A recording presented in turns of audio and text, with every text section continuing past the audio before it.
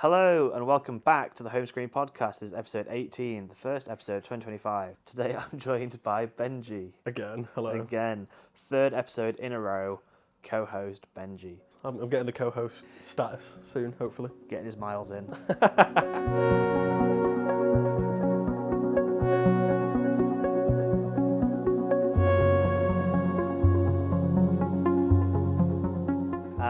So how was your New Year, Christmas time? Do you watch any good films or anything? May as well chat about this before we kick in. Yeah, I did watch, which I thought was like really, really good, was Carry On, the Taron Egerton. Oh, we watched that as well. We loved it. I thought that was really good. It was sort of like, it was quite Die Hard-esque. Yeah. High stakes. Jason Bateman plays a really, really good bad guy as well. It was really brilliant intimidating. Yeah. He also looked like really disgusting. Yeah. He played it really well. We were like, oh, let's put it on. I've heard it's quite good.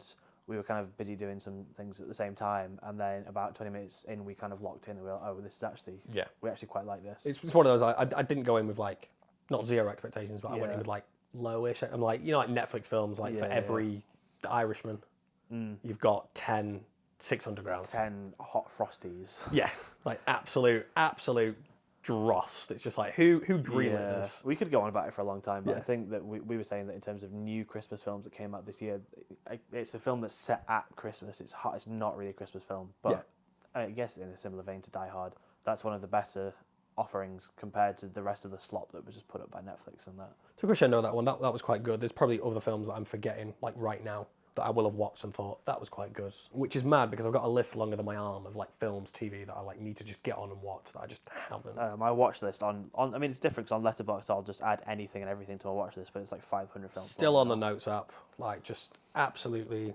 Get it on Letterboxd because then you can literally just like see the tiles and it's much easier. Yeah, I don't use that half as much as I should. We do an episode like this and then I'll use it for about a week and then I just forget it exists again. Yeah. So today's episode, episode 18, we're going to be talking about the new film We Live in Time. This is technically a 2024 film. I believe it was shown at London Film Festival and maybe a few other film festivals.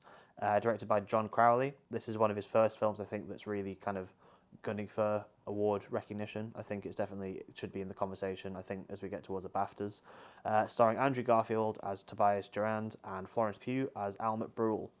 This is essentially the love story and story of, I guess, the whole arc of their relationship. Yeah, set over like around a decade. Like, you know, it's so. non-linear, but it's set. Yeah. It's essentially 10 years or so. This isn't really spoilers because it's in the trailers and even it's addressed within the first few minutes of the film, but it kind of stories their like meet cutes, their dating, pregnancy, the birth and kind of raising of their child through to her ovarian cancer diagnosis and treatment and such for that. I won't say too much more until we get into spoilers. But yeah, I quite liked it. I think it wasn't the emotional sledgehammer that I thought it was gonna be, but it still got me.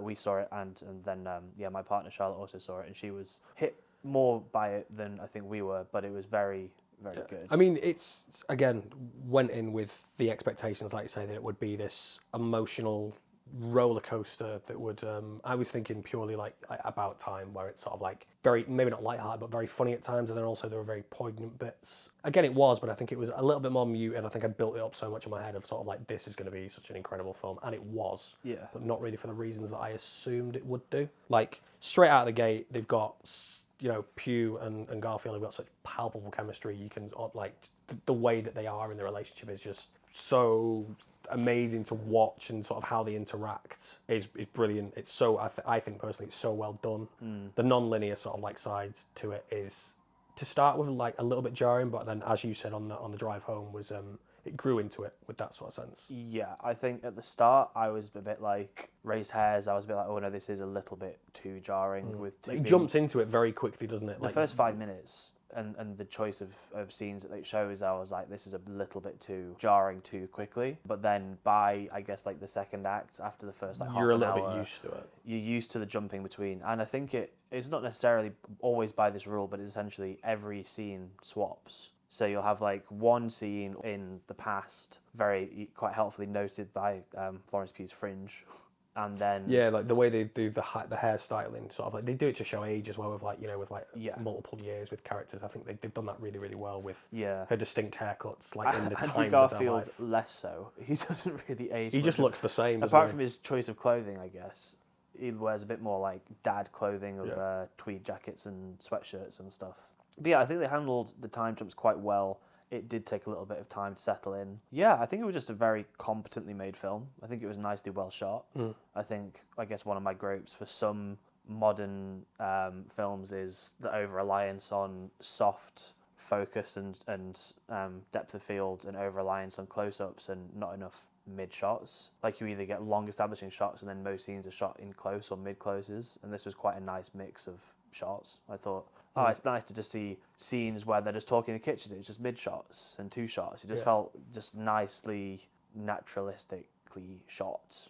Not trying to make a point, but it was just like, this is just a nicely well-lit, well-shot, well graded. I thought it looked really nice. I think it didn't look desaturated. I thought it looked quite a nice warm film. So, yeah. So you are talking like a foreign language to me there. Like, I'm not going to pick up on that sort of stuff. I mean, I don't like, not every film, I don't have like a notebook being like, the grading was a bit shitty. But yeah, I just thought, it's just nice to have a nice shot variety in a film like this. I think it was quite competently directed. John Crowley, I've seen none of his other films. He's done films the likes of Brooklyn, starring Saoirse Ronan, an episode of Black Mirror, which you mentioned you'd seen. Is that Beyond the Sea? Beyond the Sea with Aaron Paul. A film called Intermission in 2002. So he has been around the block. Going back some then, yeah. I've not seen any of his work, but I'd like to see more, I think. Yeah, 100%. After that, sort of like, maybe not like, first showing for the pair of us, really, really good. Yeah. Yeah, like I say, I'm no way near as competent with noticing particular shots or like lighting or anything like that. But it was just like just good to look at. Yeah. You were just in the flow of the film. And again, like I'll touch again on like the pair of them, the chemistry that they had. So that palpable. makes the film for me. Yeah, I was thinking as I sat there, I was like, all you need is these two. Like, their chemistry just carries. Yeah. But I was like, well, that's not quite the case, because it is the script encouraging those beats. Yeah. Because there's films like Anyone But You, which I watched back in November and hated, because like Sydney Sweeney and Glenn Powell have like great chemistry, and there's great banter and bits. Is that the one that they based on? It's like Much Ado About Nothing, basically. I think so. It's well, they end up in like Australia for a sister's wedding. Yeah, and they hooked up beforehand, and they both end up there for different relations to the family, and then they pretend to be a couple just to get along. That's an example of where great chemistry can't just carry the film. Like, you need a good script, and this really shows that. Well, it was great chemistry, and then Natasha Bedingfield's Unwritten as well. Yeah. You can tell with like a lot of the press stuff they've been doing and sort of outside to like push the film and market the film, is you can just tell that just like you guys just get it, you get on. It's natural. I guess we can move into spoilers. Is there anything that really stood out to you? Do you want to comment on emotionally or? I don't know. Like, is there any bits that really got you? This is spoilers now, so we can kind of. Yeah, we are in spoiler territory, ladies and gentlemen. Go and watch it and cry for yourself, then come back. Yep. I think one that really, really stands out for me was the scene, like emotionally got me, was the scene where she's just come back from one of the heats at the chef. I think it's not the Ballon d'Or, but the chef competition. Chef competition, that she sort of wants to go through, and she forgets to pick up the little one. I can't remember. Is it Ella, the little girl's name? Ellen, I think. Yeah. I'm not sure. I think it's mentioned like once or twice in the film. Like, she forgets to pick her up. Like, I think he asks her, "Do you think you can pick her up because I'm at work or whatever?" And completely slips her mind because she's so focused on this competition. And they get into it, and he's like, "Oh, grow up. Like you've got cancer. Like, this is." And he can't understand why she's pushing herself so much, and it's the way she turns around. Is like, maybe I don't want to be just somebody's dead mom. Yeah. And that got me. That was like, oh Jesus. Yeah. I was like welling up with tears. Like, the glasses came off. I'm like trying to like fucking subtly like disperse them. Like, oh Jesus. that entire scene got me, because it's just, I don't know why. I'm not sure. It was about it. It got me, and it also clicked with me. Her character motivation. I was like, I guess I was just a bit too slow to it, a bit too late to the party of her wanting to do this is so she can leave behind a legacy. In her whole life she's been collecting accolades as a lauded chef, and when she was younger as a figure skater, and she feels she hasn't achieved much of recent, and she wants to achieve one last thing that to show to like a daughter that even during this tough time that she didn't just like Quit. she like actually still achieved something notable. So that scene, I was like, oh, I get it. Yeah. I get it now. And there's also like, I don't know if you call it not a subplot, but notice straight away when, you know, she does like a qualifier, and then it's like, oh, these are like the big heats or whatever, or the European semi-finals. I don't know what it is. And it falls on the same time that like The wedding, because there's sort of like, I think she's very much sort of like didn't really want when they first met, like, you know, you go to like the scenes that the scenes that are shot like at the start of the relationship where she doesn't really want kids, and I think she's sort of like marriage is just a formality. You know, I think his dad has a scene when they're talking about they've gone to, is it Salt Lake? Salt Lake, that's it. Yeah, they've gone to Salt Lake, and you know, it's like, I want to spend. He speaks to his, I assume it's his wife. I think, you know, this has made me realise that I want to spend the rest of my life with you. And she's like, stop being so sentimental, I think is the line. Because she's like, I don't need a room full of people and a sheet of paper to tell me that I also want to spend my life with you as well, the rest of my life with you as well. That got me a little bit, because that's just beautifully poetic. I thought it was really nicely written. Yeah. Some of the lines are just like, not even, it's not like Hallmark where it's like, oh, that's cheap. You don't like groan or like roll your eyes. It just feels like at times raw, but poignant. Yeah, it's poignant. I'd like to poignant, know, that's the way. I'd like to know how much of this was them ad-libbing.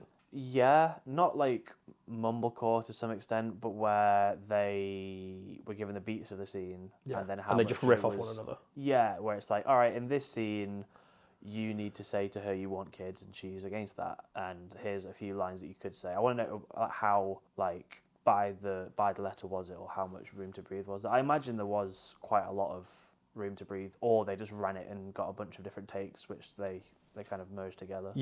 Yeah, I think for me, that conversation got me a bit, and then the ice skating rink at the end was quite nicely done, and I thought that was quite emotional too. Of her like saying that she hasn't been back on the ice since her dad passed away because it reminds her too much of him, and her skating off from them and them kind of like letting her go, and she's happy and she's free and she's in her I didn't element. even see it like that. Yeah, of them, and then it kept, each time it cut back to them, they were slightly further away, almost of them kind of letting her go. And so I think that was actually nicely poetic. I think the space between them and them looking on proudly at her and her looking on proudly back at them, and then fading to her then having passed away. That was one thing that I was sort of like, because it was almost inevitable that you sort of see it playing out that way. I mean, you can never really tell, but you know, to sort of see it play out that way, how are they going to deal with that? You know, do they get married in the end? Like, do they find another date, or you know, does she maybe not recover? But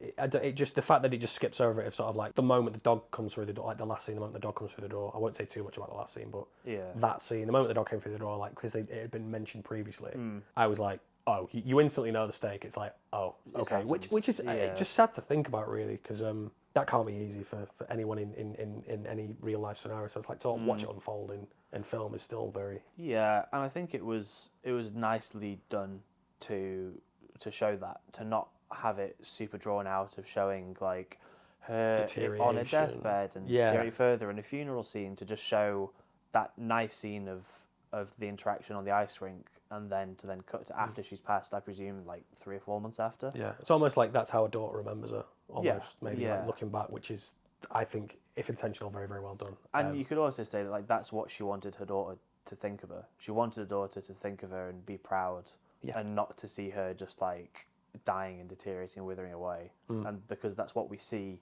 it's kind of mirroring what she wanted Ella to see. Yeah. I really quite like the scene where the mad thing about all this is it doesn't happen the once, it happens the twice, which I had no... Obviously, you know pretty much from the trailers that she's ill, she's not well. The fact that it happens twice is such a gut punch. Yeah. Like, it's sort of... I think it's mentioned briefly, but it's sort of like, oh, I'm not really sure what's going on there. Like, you know, like, having to do this twice, it could refer to... Another family member could refer to absolutely anything, so I wasn't sure, but then it's sort of like, you know, with the flashbacks, flash forward, the fact that it happens, and you can tell from Florence Pugh's trim that she goes through it twice. It's crazy. But when the first time round she comes back to the apartment and she's like, I'm in remission, and then, you know, there's a scene where they're at the fairground and like, the warm lighting, just it's so nice, beautiful, really nicely shot. I think the ice rink is still my favourite scene, but this is up there as well, of like them on the fairground rides on the bumper cars, and then them in like the club and like making out in the bathroom in the club. I think it was just. That's when they're like trying for a kid after she's sort of been in remission. That was really nicely done. Nicely segued through, and then as well like the you can always tell like he's with her like every step of the way there, like you know, in from that point.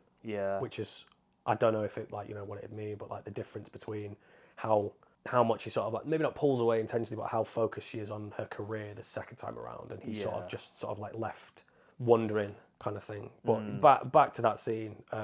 Obviously that got me a little bit. I'm sort of like, you know, tearing up a little bit, and then you're like nudging me, like, look, it's the horse. Look, it's the stupid horse. It's and the you're horse like, meme. yeah, Yeah. it's the meme. Because like the moment I saw it, and then I'd see you leaning over, I'm like, for God's sake, I'm like, can I have a moment here, please? But yeah, a beautiful film. Really nice, subtle score. Nothing, Yes.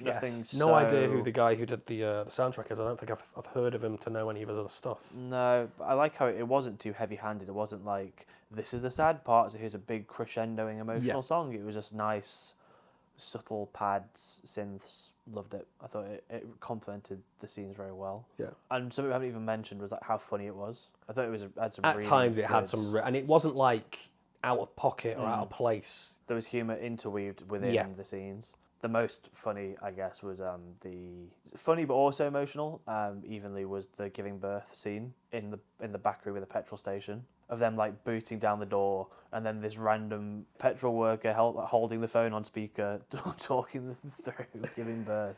I thought that was a really funny. Really good scene. Because like you say, you can literally just leave that as sort of like, oh, this is funny because like, you know, what a unfortunate circumstance that they're in, but like it's getting dealt with really well. Yeah, I was like, how did they shoot this? I was going to say that you said like you leaned over, was like, how did they shoot? It's like, yeah, Florence Pugh's pregnant. Yeah, she actually gave birth at a petrol station. Not even so much the shots of like the baby's head sticking out of like, you know, a vagina, but more like when the baby's born and it's like rolling around on like the towel, and it's like, how did they get that shot?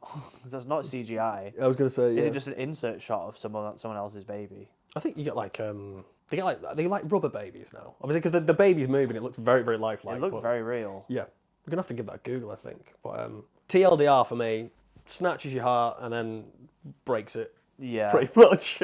Yeah, I think it was overall very solid. I'd give it like 8 out of 10. I think it wasn't absolutely devastating, but it didn't need to be. Like, I think the trailers were leading us to think this is going to be like bring packets of tissues, and it was sad, and like, yeah, we did cry a little bit, but I wasn't a sledgehammer, but it didn't need to be. I think it was quite competently just a very good all-round romance film. I think one thing, I don't think we've touched on it like too much as well, the one thing it does, I think this is where the non-linear structure sort of like comes into play really well. Again, we've said quite to start with a little bit jarring, where you sort of like trying to find your feet with it, but as it grows into it, the way that it explores like grief and loss, as well, is brilliant.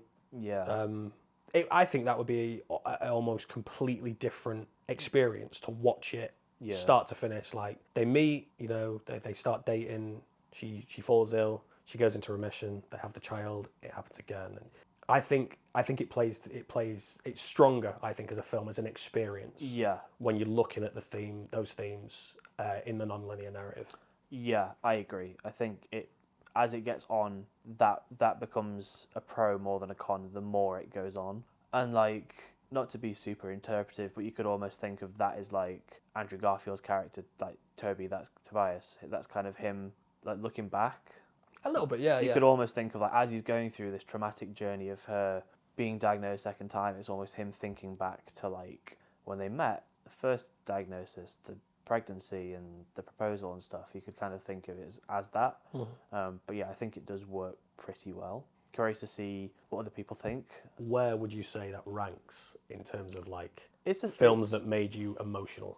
It's in there, not super high to the top of the list. I think there's other films that had more, I guess, like deliberately emotional endings, like All of Us Strangers, After Sun. That's After Sun I need to watch. I think I'll probably. I think pretty sure it's on iPlayer now. Like. Oh right, okay. Yeah. That has been on the list for I don't know how long, but yes. I think everyone should watch After Sun. After Sun, I think, is probably the most that I cried from something that wasn't innately objectively sad. It wasn't like someone's died, it's sad at the end. It was like it's something more profound than that. Something that something that just like maybe not trips you up, but like catches you off guard, maybe. Yeah. So I guess it's not super high on my list of like most emotional films, but it is on the radar as like, it did its job. Like it hit the right beats and I did feel sad. Yeah. I don't think I think I told you again on the drive home, there was a kill like the row behind us. You know, like when you get like that like it cuts to black, but then it's like an extended cut to black and you're like, oh, the credits, oh my God, that's it. Yeah. The lights came up and like she's trying to say how much she enjoyed the film, like, oh, that was so good, but like she's almost like hyperventilating, like because she's cried so much. That was she's so good. That was really just sort of like, oh my God, take a second, love, Jesus. But yeah, like I think it got Charlotte more than it got the pair of us. Yeah. It is sad, but I don't think it's sad for the sake of sadness. Yeah. So for that reason, it's quite high on the list. But I think there are films that have got me more. Yes. Like, you know, like Requiem for a Dream, My One Sister's Day Keeper. we spoke about. Yeah, that's like a series. Never Let Me Go. That's also got Andrew Garfield in. That's soul destroying. If you've not seen that, definitely watch that. But then like also like films like Up, like Coco. Most Pixar films, to be fair. lot of like Pixar Disney films loves have, to tug on the old heartstrings, doesn't it? Like you were saying before, Soul, Yeah. Soul, Inside Out, Inside Out too. Yeah. Bing Bong. R.I.P. Bing Bong. So we'll wrap it up there. So if you haven't seen this, we recommend you go and see it. It came out on New Year's Day, I believe. Go and see it. I think it'll be one that you'll hear about a lot over the coming months, hopefully towards the BAFTAs and such. And if not, then definitely stick it on streaming because I'm sure this will be a hit. So No notes. Yeah. no notes. Pretty good. So thanks for joining again, Benji. Not a problem. My pleasure, as always. I'll see you next week. See you on the next one, most likely. Checks notes. It was you again. Thanks for listening to this episode of the Home Screen Podcast. First one in 2025. First of many, hopefully. So yeah. Check us out on social media. Give us a follow and we'll see you next time. Bye.